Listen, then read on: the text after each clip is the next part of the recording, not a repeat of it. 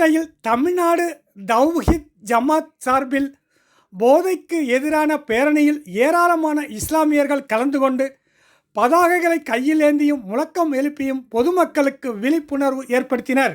தமிழகத்தில் நாளுக்கு நாள் மது மற்றும் பல்வேறு போதைப் பொருட்களால் சிறியவர்கள் முதல் பெரியவர்கள் வரை மது போதைக்கு அடிமையாகி தீய செயல்களில் ஈடுபட்டு வருவதால் தினந்தோறும் கொலை, கொள்ளை, கற்பழிப்பு உள்ளிட்ட சட்டவிரோதமான செயல்கள் அரங்கேற்றி வருவதாகவும் இதனால் பொதுமக்களுக்கு பெண்களும் சிறுமிகளும் மிகுந்த அச்சத்திற்கு உள்ளதாகவும் மது மற்றும் போதைப் பொருட்களை பயன்படுத்துவதால் இளைஞர்கள் உடல்நலக்குறைவு ஏற்பட்டு உயிரிழப்பும் அதிகரித்து கொண்டு இருப்பதாலும் இதனை தடுக்கும் விதமாக புதுக்கோட்டையில் தமிழ்நாடு தௌஹீத் ஜமாத் சார்பில் மது மற்றும் போதை ஒழிப்பு பேரணியானது நடைபெற்றது.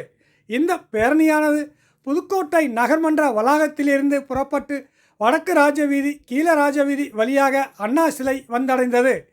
இந்த பேரணியில் போதையை ஒழிப்போம், தலைமுறையை காப்போம், அறிவை மயக்கும் போதையை தவிர்ப்போம், அறிவை கூர்மையாக்கும் கல்வியால் நிமிர், சிகரெட் புகைக்காதே, உயிரை பகைக்காதே உள்ளிட்ட விழிப்புணர்வு வாசகங்கள் அடங்கிய பதாகைகளை கையில் ஏந்தியவாறு பொதுமக்களுக்கு விழிப்புணர்வு ஏற்படுத்தும் வகையில் பேரணியாக சென்றனர். இந்த பேரணியில் ஏராளமான இஸ்லாமியர்கள் மற்றும் இஸ்லாமிய குழந்தைகள் கலந்து கொண்டு பொதுமக்களுக்கு விழிப்புணர்வு ஏற்படுத்தினர்.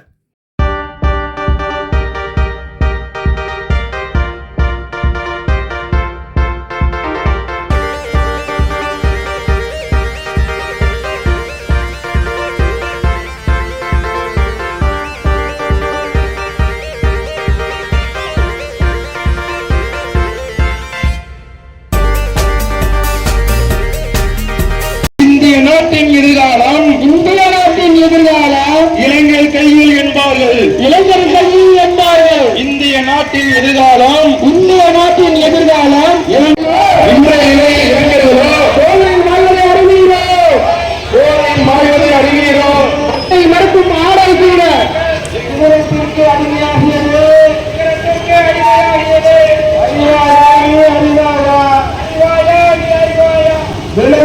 மரணம் மறைக்கும் ஆடை கூட, மரணம் மறைக்கும் ஆடை கூட